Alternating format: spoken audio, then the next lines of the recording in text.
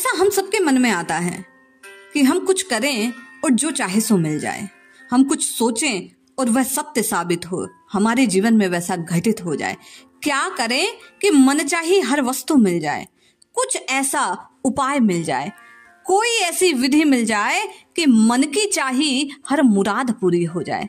क्या आपकी भी ऐसी कोई कामना है कि जो आप सोचते हैं, चाहे वह इस सांसारिक लोक की कामना हो या परमार्थ पथ के पथिक, जो आप और मैं प्रत्येक साधक के हृदय में होता है कि राम जी की प्रीति मिल जाए, राम चरणों का आस्वादन मिल जाए, राम जी के चरणों से ऐसी प्रीति और प्रतीति जुड़ जाए कि संसार वापस आपको और मुझे अपनी ओर खींच ना पाए। यदि ऐसी कोई अभिलाषा है तो आज आप और मैं एक ऐसा उपाय जानते हैं, एक अद्भुत बात श्रवण करते हैं जिसमें करना कुछ नहीं और जो चाहे सो मिल जाएगा।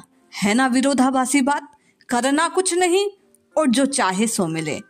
इसी साधन को पूज्य स्वामी जी ने कहा चुप साधन। पूज्य सेठ जी कहते हैं अचिंत्य का ध्यान, और शरणानंद जी महाराज इस साधन को कहते हैं मूक सत्संग। आपको और मुझे वो चाबी दे रहे हैं ये संत कि जो चाहे सो सत्य हो जाए।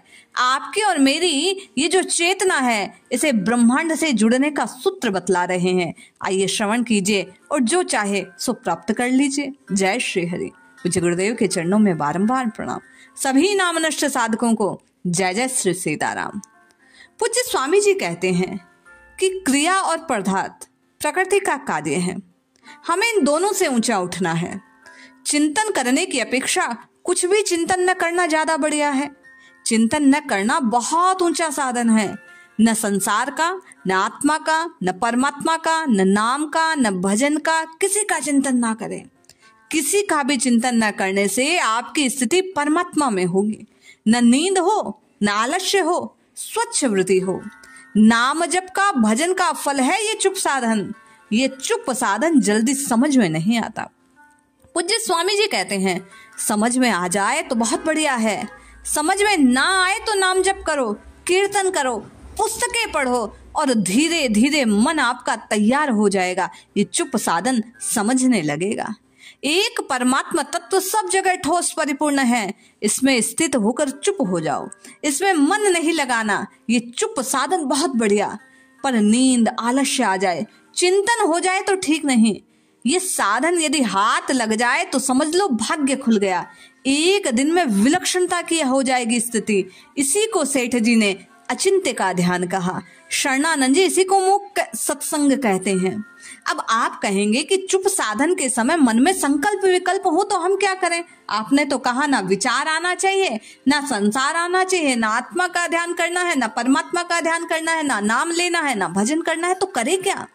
पूज्य स्वामी जी कहते हैं कि सबसे पहले इस बात को समझो कि संकल्प विकल्प मन में होते हैं, आप में नहीं होते। मन प्रकृति का कार्य है, आप परमात्मा के अंश हैं, ईश्वर अंश, जीव अविनाशी। अतः संकल्प विकल्प के साथ आपका संबंध नहीं है। मन में संकल्प विकल्प होते हो तो उनकी उपेक्षा करो। संकल्प विकल्प दूसरा विभाग है, आपका विभाग दूसरा है।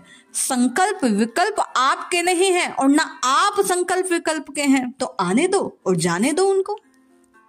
संकल्प विकल्प होते तो उनका ना विरोध करो, ना समर्थन करो, ना उनको अच्छा समझो, ना बुरा समझो, प्रत्युत उनकी उपेक्षा कर दो। उनका विरोध करोगे तो संबंध जुड़ेगा, समर्थन करेंगे तो भी संबंध जुड़ेगा।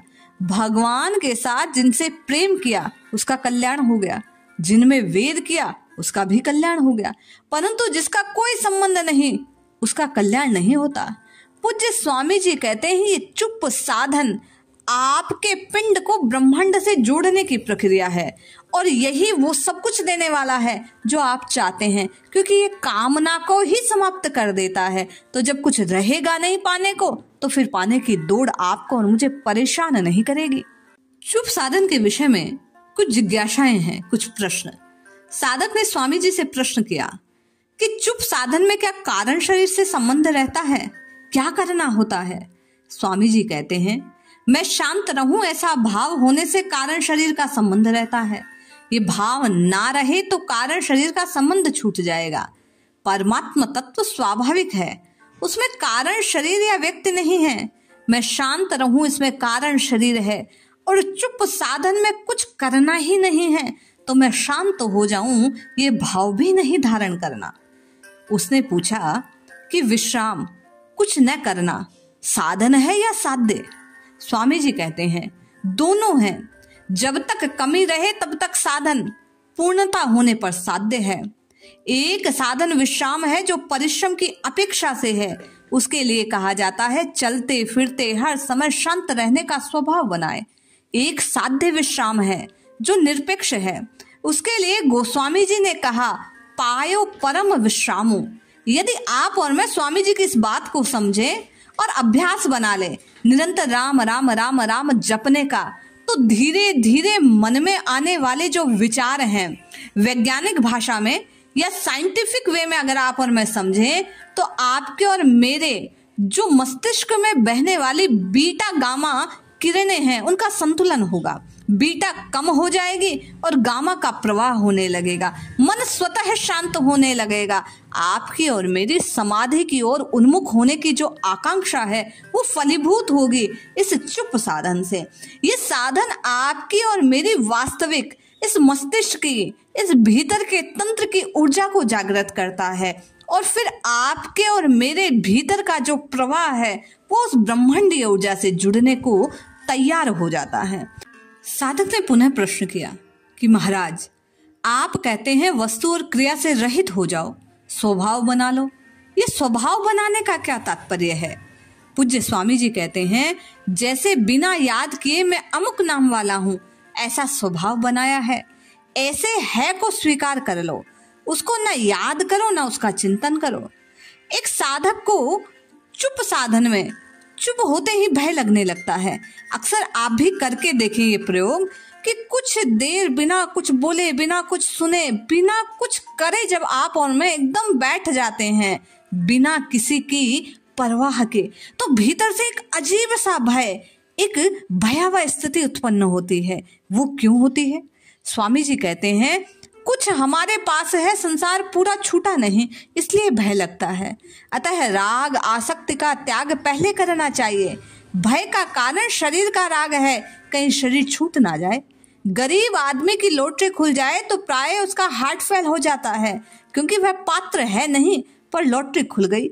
ऐसे ही शक्तिपात भी हर एक आदमी सह नहीं सकता। सहने की शक्ति त्याग से आती है, इसलिए कर्म योग से शक्ति आती है। मार्ग ठीक है, इसलिए भय को प्रधानता नहीं देनी चाहिए। कारण कि अभय को सदा रहता है पर भय आगंतुक है। इतना ही नहीं, अभय के द्वारा भय की स्थिति होती है, प्रतीति होती है। वास्तव में भय आता नहीं है, प्रत्युत जाता है। अब विचार कीजिए, कक्ष में कोई प्रवेश करता है तब भी दिखता है और जाते हुए भी दिखता है, लेकिन जाने को जाना ना मानकर आना मान ले तो भय लगता है। इसी प्रकार विचार आपके हृदय से निकल रहे हैं। अक्सर साधक भाई बहन कहते हैं कि जब हम नाम जपते हैं तो गंदे विचार आते हैं, पूर्व की वासनाएं, पूर्व के भाव हमें परेशान करते हैं।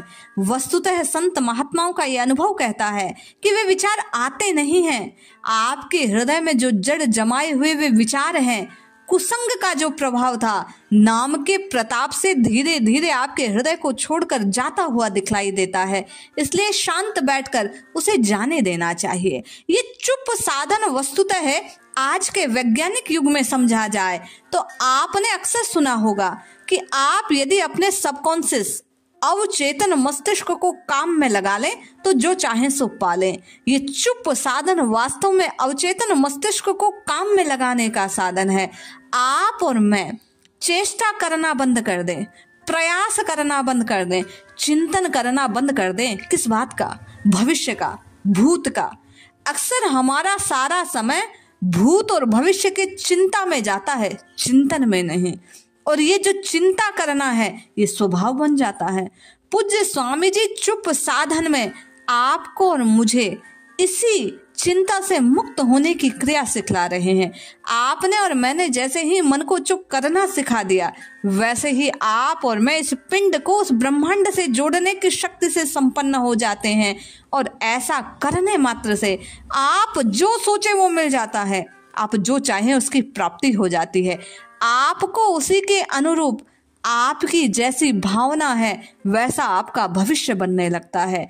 आपकी और मेरी प्रथम वास्तविकता, आवश्यकता केवल और केवल ये है कि हम इन संतों की बातों को सुनकर व्यर्थ के चिंतन से बच अपने हृदय में इस चुप साधन को, इस मूक सत्संग को, इस अचिंत्य के ध्यान को धारण करें और अपने जीवन में जो चाहें उसे आकर्षित करने की शक्ति से संपन्न हो जाए। जय श्री हरि।